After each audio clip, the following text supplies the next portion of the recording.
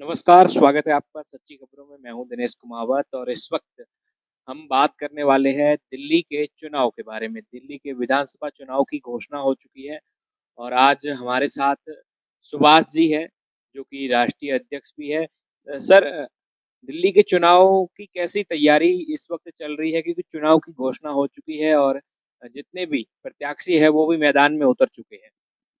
देखिए, हमारी पार्टी राष्ट्रीय लोक जनशक्ति पार्टी ने भी ये तय किया है कि दिल्ली के चुनाव में हम लोग मजबूती से चुनाव लड़ेंगे और दिल्ली प्रदेश की पूरी तैयारी हमारी इकाई राष्ट्रीय लोक जनशक्ति पार्टी जनशक्ति मजदूर सभा लेबर सेल की ओर से हम लोगों ने अपने 21 उम्मीदवार को चुनाव मैदान में उतारने के लिए तैयार कर चुका है और मजबूती से हम लोग चुनाव बनाने की रणनीति भी तय कर चुका है, जिसकी कल मैं राष्ट्रीय अध्यक्ष जी को सूची पेश करूंगा और राष्ट्रीय अध्यक्ष जी से अपील करूंगा कि राष्ट्रीय अध्यक्ष जी हमारी इकाई जनशक्ति मजदूर सभा सबसे मजबूत इकाई के रूप में दिल्ली और देश में काम कर रही है।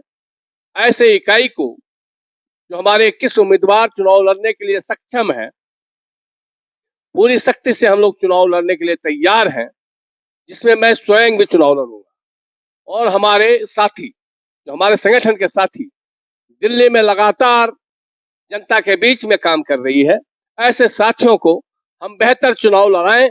इसके लिए राष्ट्रीय अध्यक्ष जी के पास कल मैं नाम भेजूंगा। नाम की स्वीकृति होने के बाद निश्चित रूप से हम लोग नॉमिनेशन करेंगे और चुनाव मैदान में एक बेहतर भूमिका में हम लोग चुनाव लड़ेंगे। सर, आम आदमी पार्टी भी मजबूती से यहाँ पर जो है कई सालों से चुनाव जीतती आ रही है। करीबन उन्होंने 4 चुनाव जो है जीते हैं। तो दिल्ली पर अब भाजपा भी चाहती है कि यहाँ से भाजपा भी अपनी सीटें निकाले, तो उस बीच आप कैसे इस चुनाव को देख रहे देखिए, चुनाव मैदान में किसी भी पार्टी पूर्ण रूप से अपने आप में विश्वास नहीं हासिल कर पा रही है कि हम किसके चेहरे पे उन लोगों से वोट मांगे।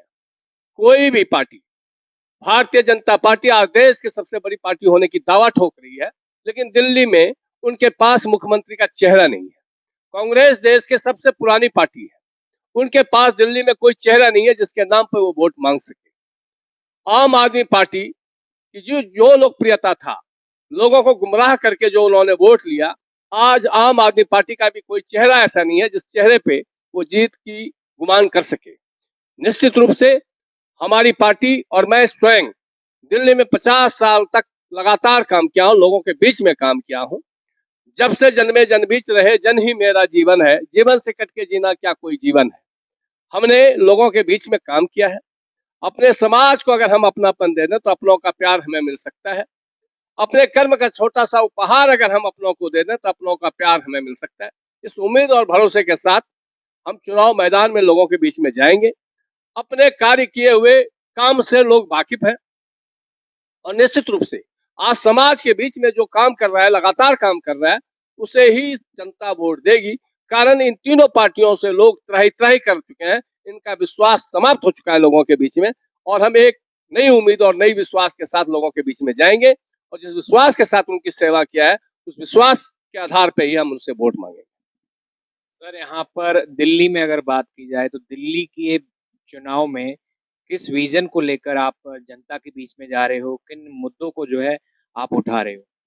दिल्ली में समस्या ही समस्या है। दिल्ली में लोग अपने जीवन जीने के लिए त्राही त्राही कर रहे हैं।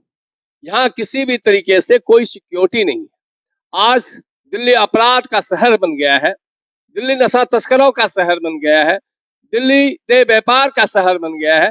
दिल्ली में जिसकी लाठी उसकी भैंस का परंपरा चल रहा है। यहाँ शरीफ आदमी, गरीब आदमी, शोषित वंचित त्राही त्राही कर रहा है। हर आदमी एक दूसरे का खून चूसने पे लगा हुआ है, वो चाहे किसी भी तरीके से हो। उसकी आवाज हम लोगों ने हमेशा उठाया है और पुनः जनता की जनमाल की सुरक्षा के लिए हम लोग लड़ाई लड़ेंगे और दिल्ली को एक बेहतर व्यवस्था देंगे। सर, अगर देखा जाए तो यहाँ पर अभी आपने कहा कि महिला सुरक्षित नहीं है, सुरक्षा नहीं है। तो आप जो लोगों के बीच में अभी इस चुनाव में जा रहे हो, तो लोगों को किस प्रकार से भरोसा दिला रहे हो कि अगर हम यहाँ से जीतते हैं, तो आने वाले टाइम में ये यहाँ पर दिल्ली में होगा? दिल्ली में जिन जिन पार्टियों की सरकार रही, भाजपा की भी सरकार रही, और आज भी दिल्ली की कानूनी व्यवस्था में आधा देखरेख भाजपा के सरकार का ही है। दिल्ली में पुलिस की व्यवस्था, प्रशासन की व्यवस्था आधा से ज्यादा केंद्र सरकार के समक्ष है। नगर निगम भी लंबे समय तक भाजपा के पास रहा है। कांग्रेस का भी शासन लोगों ने देखा है। इन तीनों शासन से लोग ऊब चुके हैं। कांग्रेस, भाजपा को तो लोगों ने पहले दरकिनार कर चुका है राज्य सरकार से। 20 साल हो गया, सांस नहीं ले पाए।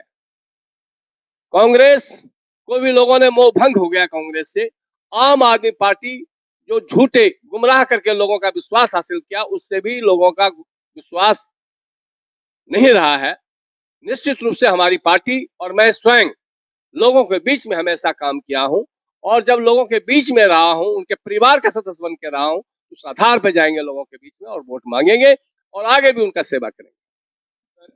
दिल्ली में जब भी चुनाव होते हैं तो एक मुद्दा उठाया जाता है, कूड़े के पहाड़। आपको भी पता होगा 3 बड़े कूड़े के पहाड़ है, तो उसको लोग लेकर आप क्या कहना चाहेंगे? ये कूड़े के जो पहाड़ है, ये सरकार हटाने का काम करेगी या नहीं? सरकार, केजरीवाल जी ने इसको पेरिस बनाने का सपना दिखा रहा था।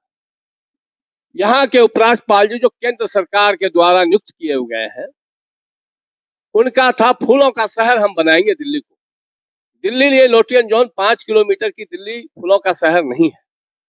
उपराज्यपाल जी फूलों के शहर में रह रहे होंगे, केजरीवाल जी फूलों के शहर में रह रहे होंगे, पेरिस में रह रहे होंगे, लेकिन दिल्ली की आत्मा स्लम और अनऑथराइज कॉलोनी में वास करता है। और आज किसी भी राज्य का, गांव का भी ऐसा दुर्दशा नहीं है जो दुर्दशा दिल्ली की है। और मैंने दिल्ली के कचरों का शहर, दिल्ली कचरों का शहर, ये सबसे पहला शब्द सुभाष बिहारी का है, और मैंने लाइव आकर के दिल्ली को दिखाने का काम किया है। और निश्चित रूप से दिल्ली आज सभी राज्यों से गंदा राज्य बन गया है। सबसे गंदगी का भरमार दिल्ली में है।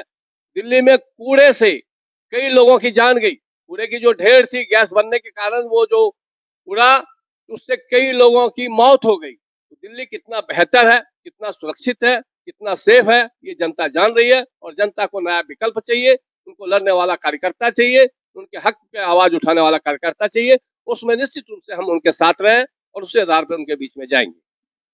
इस चुनाव में सुभाष सुभाष जी क्या संदेश दे रहे हैं लोगों को इस चुनाव में?